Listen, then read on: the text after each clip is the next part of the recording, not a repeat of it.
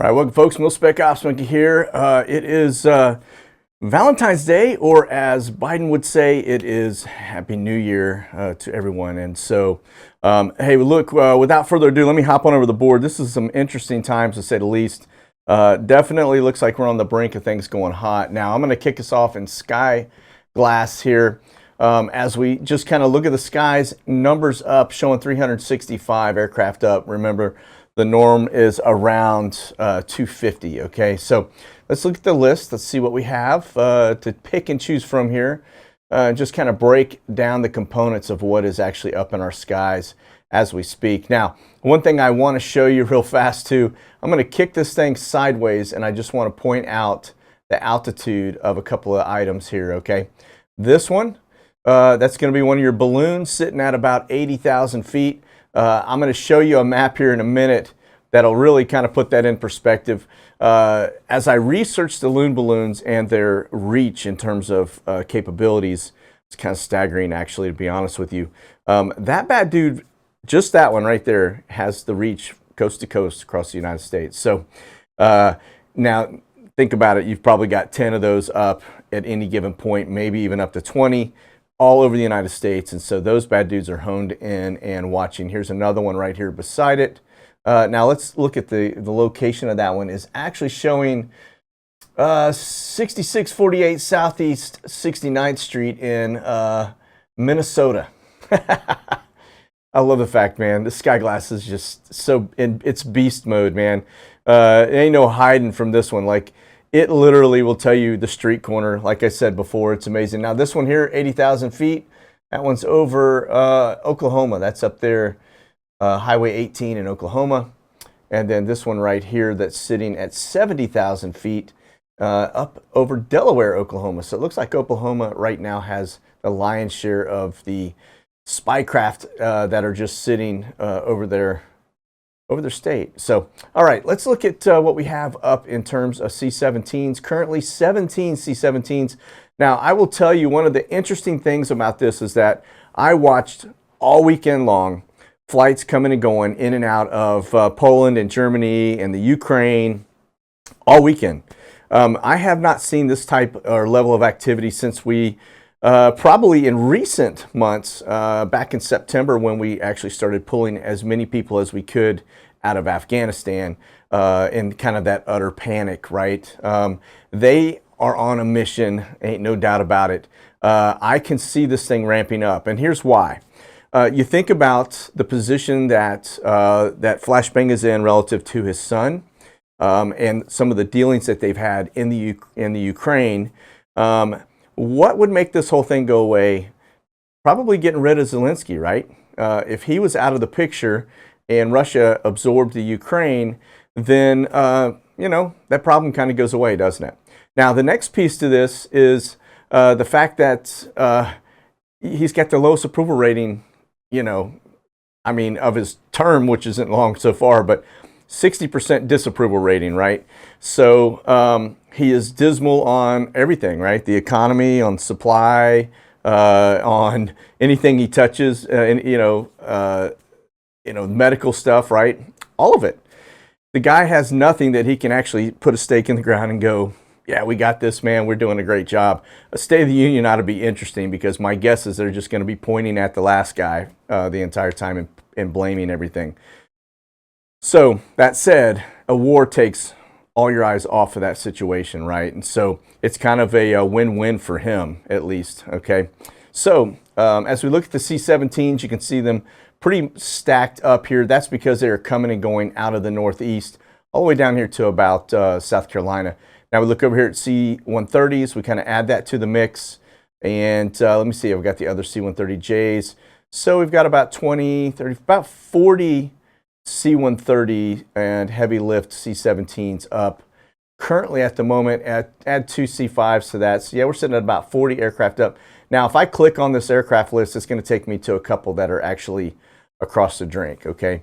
I know that. I'm just not going to start bouncing us back and forth across. I just want to show you the numbers so you kind of get a grasp for a Monday what's going on, okay? That is pretty large amount for a Monday. Typically Fridays we see the heavy lifts and a lot of movements, right? Okay, there's that. Let's look at let's look at the tankers and see how we're looking in terms of air refuelers up. And then we'll look at the Spycraft from there. I'm going to take off that C5. And where are our tankers? My list is not wanting to. Here we go. 23. And then let's get down here to, it's because I don't have them alphabetically. That would help. All right. 7.6, 5 of those. So you can kind of see the refuelers that are currently up over the United States right now. It looks to be quite the soiree happening here about middle of the U.S. All right. That could be some moving too. They may be using some of these 135s for moving. The 6.7s maybe too, but these are for the most part doing refueling missions, okay?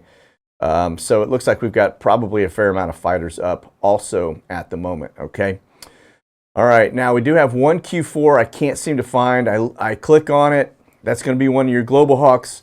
Don't know where it is. It is somewhere up there, but it is not wanting to show whenever I pull it up. Normally it gives me a little list down here, and I can click on that, add it to my favorites, whatever I want to do. Not happening so much today. So back over here to the sort by alphabetical. Let's see if we can find our R135s. I did see 2 of those up, and then I saw a couple of E6s. And so Homer 11 is going to be over in the Ukraine area. Cobra 28 is rolling out. It was actually down here in Patrick Air Force Base with a couple of fighters, and it has since exfilled out of that general region, and it's currently on the move. And then, of course, this E6 is kind of in the middle of the U.S. That is an airborne command center for ICBMs. And maybe, I don't know, this one here is one that it is not. Okay, and then Homer's going to take me over to the UK. All right, let's go back over here to the U.S. But 25 NAs up right now, too. So in terms of Spycraft, now, if you didn't watch my Monkey Minute yesterday, I put together a little bit of a graph. I want to show you, remember, we got these balloons that are up. Those are military intelligence balloons, okay? I want to show you the range because as I researched it, I was actually talking to Skyglass, and we were researching, you know, what's the range on these bad dudes? Like, how much reach can they possibly have? And the Spycraft really kind of blew me away when I started looking at these. And so military intelligence balloons have a radius 2,500 miles. That's coast to coast pretty much if you're in the middle of the United States. The Global Hawks, 1,500 mile range. They get up there around 50, 60,000 feet. U-2, I say it's around 1,000. It could actually be more than that. Very similar to what the Global Hawk has, although the Global Hawk has quite a bit of intelligence gathering capabilities. That bird can actually listen to communications as well as map battlefields and take pictures and all kinds of crazy stuff. A U-2, I've heard that at 80,000 feet, it can actually take a picture of a golf ball and you can count the divots, if that tells you anything. So that plane is pretty dangerous. The E-3 Sentry, now of course that is an air traffic controller bird. One that typically is not doing a lot of spying. However, when you see him going to that tight round circle, according to a pilot, a former pilot, he said they have the ability to look down as well as up and out. So that is also kind of another Spycraft. Now this R135, it said 300 miles. It may be more than that. But here's the interesting thing. I was reading, and I had to dig through a lot of content, and that R135 basically said that it can actually track an object the size of a soccer ball 300 miles away. It's the only thing that I could find. So that could be further. It could be 500 miles. It could be 1,000 miles. I don't know. But I will tell you, when those things are in the area, they are gathering anything and everything. And so you mix that with all the other stuff we have out there, the sky, you know, the balloons that are across the United States, scattered, smothered, and covered, so to speak, right? And we've got quite a capability of intel gathering across our country and around the world, really, because these things are deployed all over the place. So, yeah, it's kind of a warm and fuzzy, isn't it? So, anyway, all right, let's press on. We've kind of looked at what the skies are looking like. We get over here to our flat screen here. You can see it's, again, this one's showing 360 aircraft up. You're going to notice in this, you know, when we look at the other in Skyglass, you can see these are the heavy movers, C-17s coming back in and out of the country. they have all of a sudden started moving a ton of assets, not just troops. They're moving a lot of equipment over there too, which tells me this is probably not going to go away, that this more than likely, what I found interesting was that Flashbang actually talked to Gog over the weekend, or AKA Putin. Okay, he talked to him over the weekend as well as Zelensky. He talked to Putin first, and then it was around that time after that call that we seemed to see a little bit of an uptick in equipment headed over the drink, okay, as well as an increase in troops. So that kind of tells you that the call didn't go well, all right? So, all right, now let's get over here and look at his schedule. Completely doesn't have anything on there for Monday, all right? Really completely blank in terms of what you would expect to see with a crisis like this going on, which tells you probably planned, okay? All right, now we get over to Flight Radar 24. You can see Forte's coming back in. This is that Global Hawk that we were just talking about that has that range, 2,500, or not 2,500, 1,500 miles, I think it was. Let me go back over here to our board, but you guys can see it. It's number 2 down from the top, 1,500 mile range. One of the things that I did find out on this one, which I thought was interesting as I read through it, this thing has a hover time of about 18 hours. And within 18 hours, it can actually survey 40,000 square miles. All right, so that tells you the reach at 1,500 square mile, or a radius of 1,500 miles around it. When it is in here, that bad dude is actually ranging out here into Russia in terms of gathering intel. This is just, he's in the middle here, but he's probably taking everything from down here in Turkey all the way up here, north of Latvia and into Poland, into Europe, into wherever they decide they want to look. That is pretty remarkable, okay? So I just want to point that out. Now, let's get over here to Forward Observer, and just want to show you that the U.S. troops are doing a withdrawal from Ukraine, possible invasion Wednesday. That's the latest intel that we're seeing.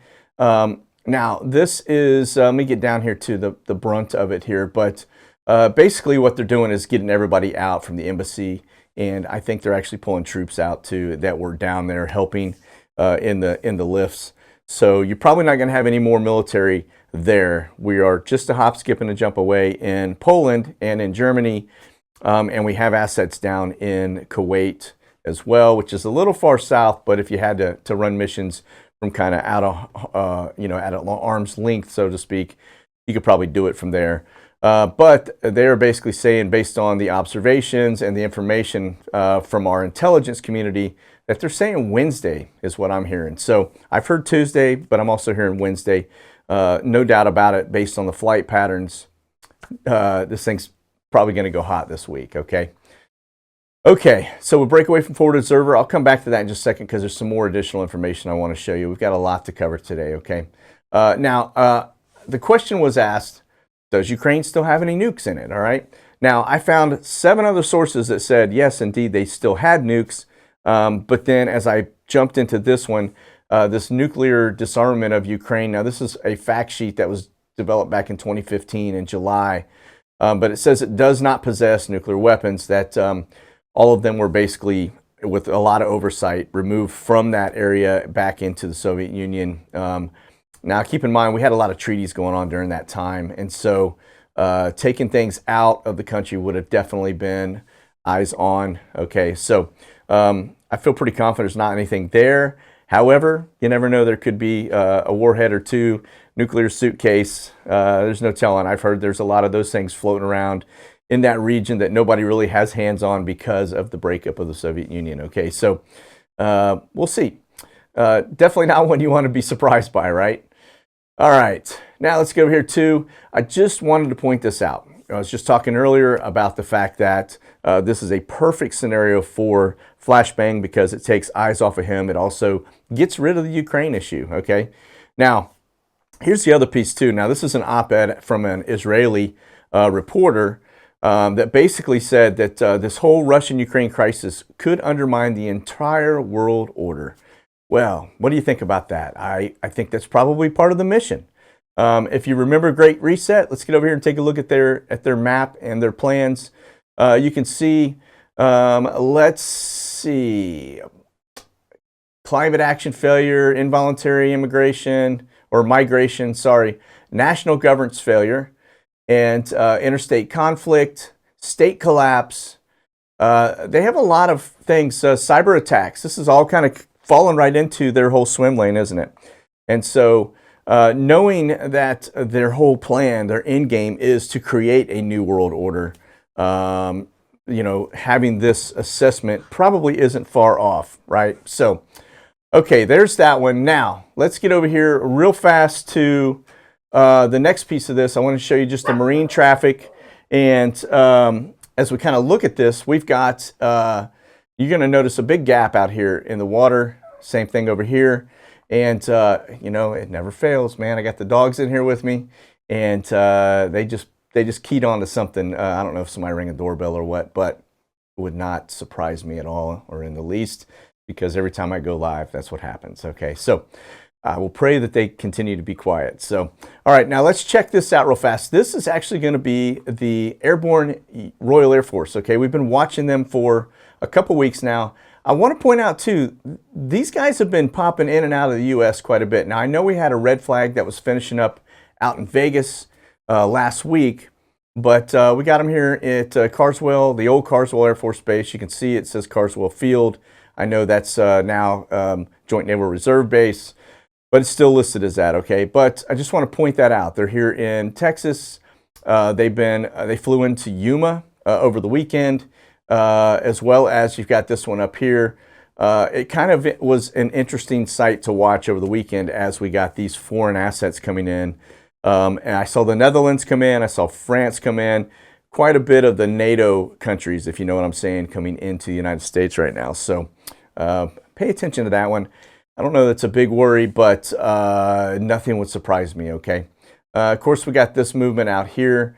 They are continuing to pump some assets, it looks like, into the UAE and Kuwait area over here along into this region because Yemen is still kind of an issue, right? And that's still going to go hot. We're going to look at that here in just a second. All right, U.S. transportation. These are the camber flights. These are troop movements, okay? I just want to show you, it doesn't show the destination, but we're just going to kind of key in on what we've got moving out.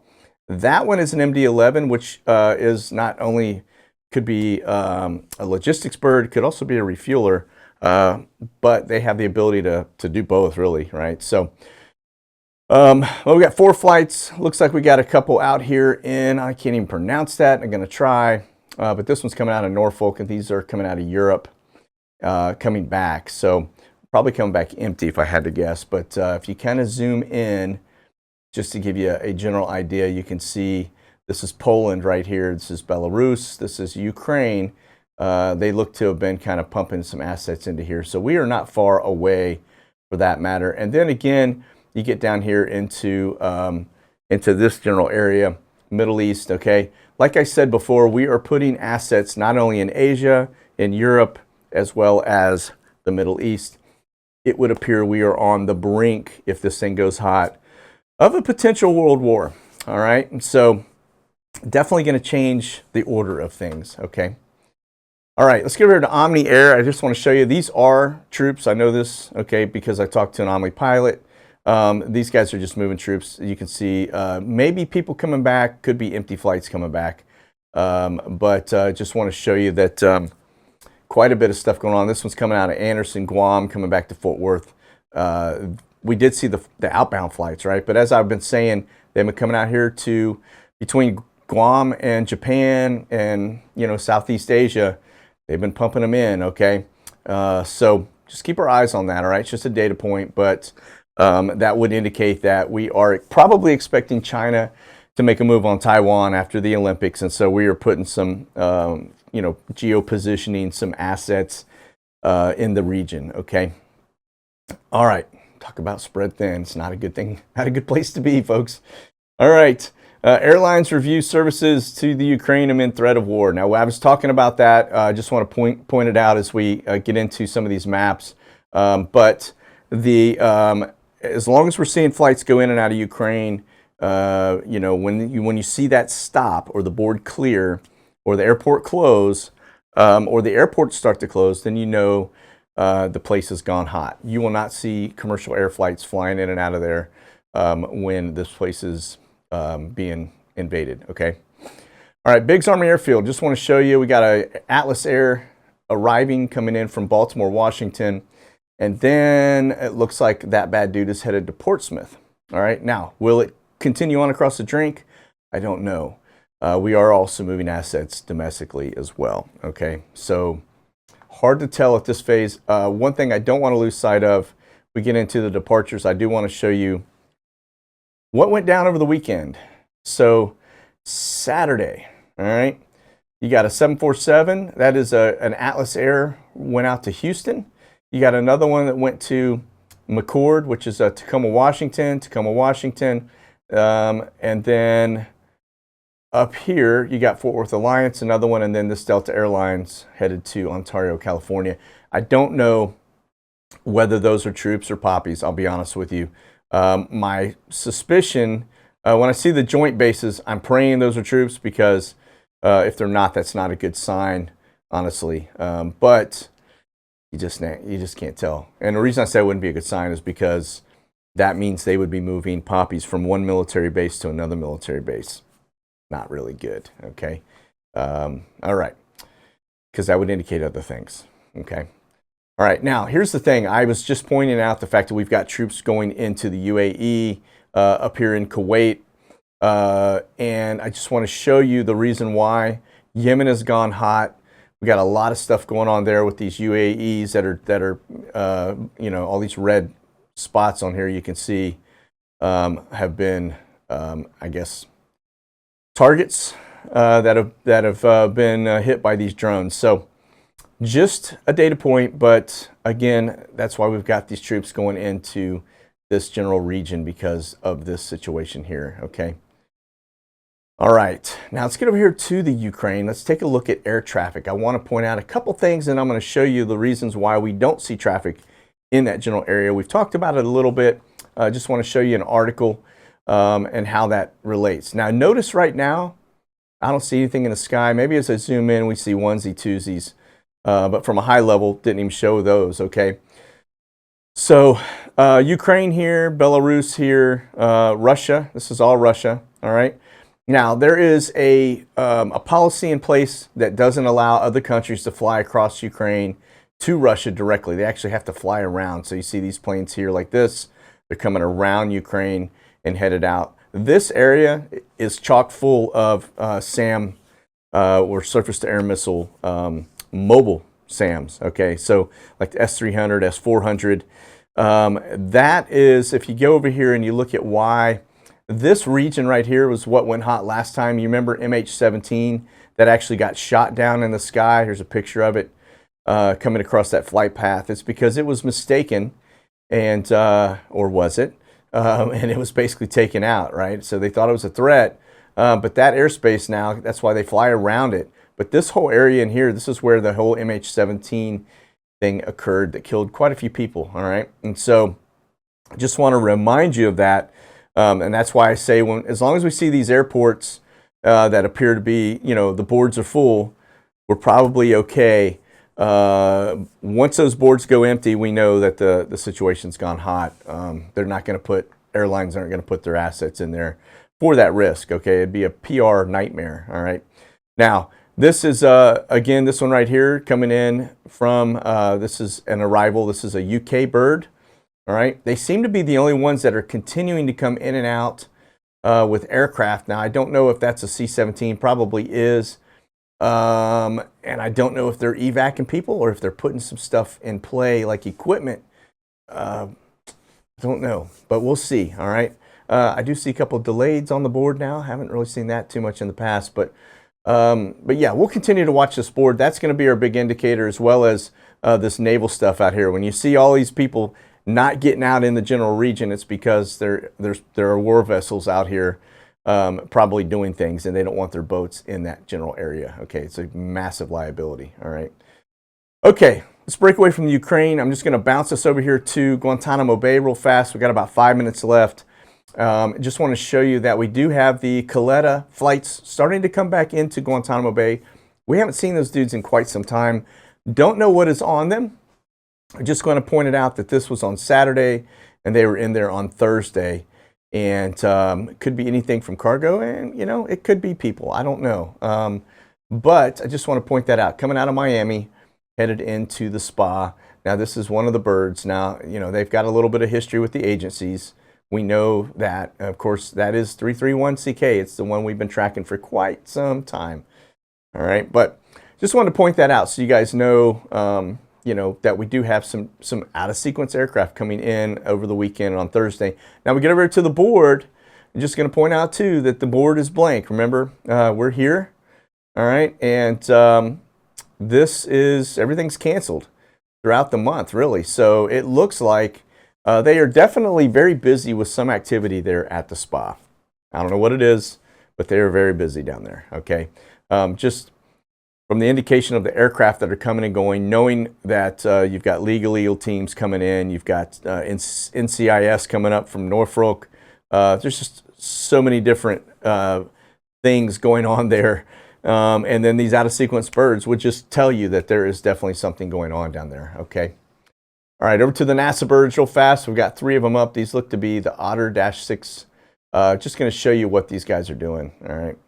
So when they get up here. Now, I don't know if this is surveillance or weather manipulation or what they've got, what they, you know, are up to, but just pointing it out, that one looks like it just got off the ground. King Air 350. Now, you can actually go over here to the program, and actually on some of these, they will show you the aircraft and give you a little bit of intel on them. In some cases, they won't tell you anything. So that's kind of where you know there is some little interesting things going on behind the scenes that we don't really see or know about, but the equipment that are on these are definitely suspect, okay? So, but this is, again, this is one that's out over the water in that general area. We've been watching in that same area a couple things. We've seen the U-2s go up. We've seen the P-3s go up, which is a sub-hunter, which would indicate to me, and it's over the water, that they may be looking for some kind of naval stuff there. Now, I've heard reports that there is a Russian ship up in this general area off the water that has some interesting capabilities, but I cannot confirm that at this point. But I have heard reports that there is a sighting of a Soviet sub right off our coast, and that it would be a big Soviet sub. Okay. All right, let's get over here to our debris field as we watch the skies. This is going to be sat flare. I just want to show you the next one coming inbound is today around 3-something p.m. It's supposed to be, let's see, actually, you can see the trajectory here, kind of coming over Africa, across the Middle East. Now, let me see if I've got anything else on it. Oh yeah, I do want to show you this. This I thought was interesting.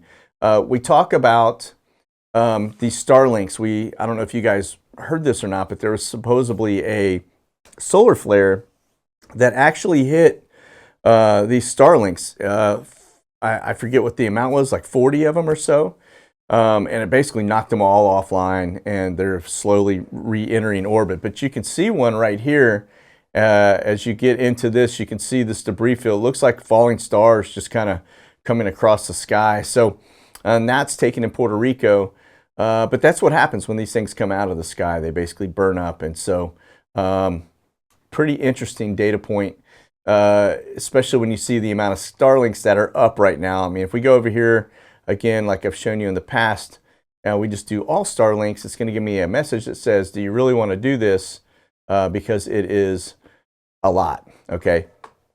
So let's get into it. This is the Starlink. So you can imagine if you had a solar flare hit, you know, they're all over the sky. It would look like the stars were falling from the sky, literally. And I do believe I've seen that somewhere in the Bible before, right? Maybe Revelation.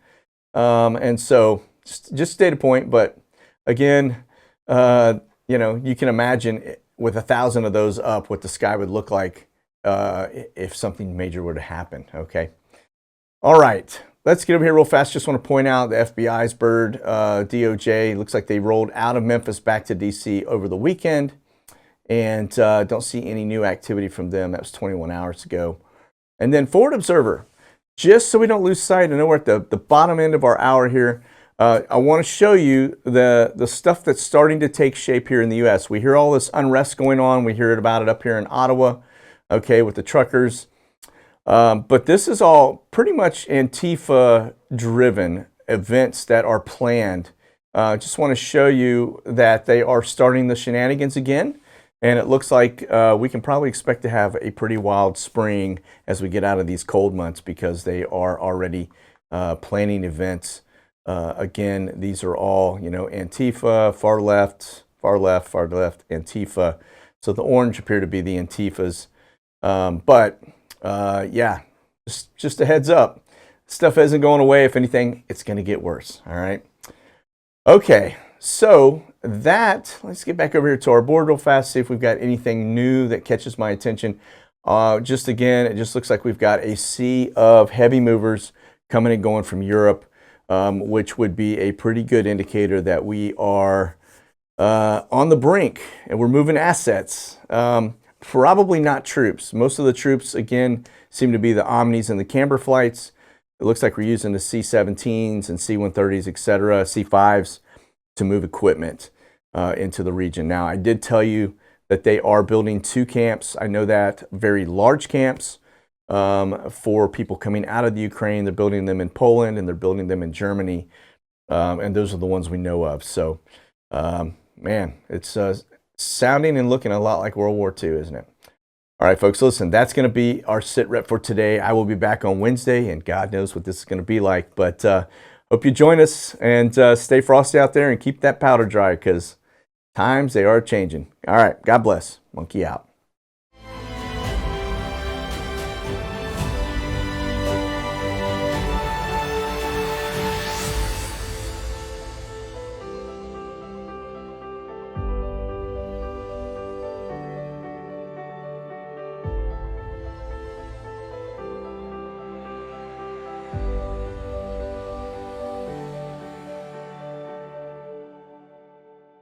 Check out the latest gear and products at monkeyworxus.com.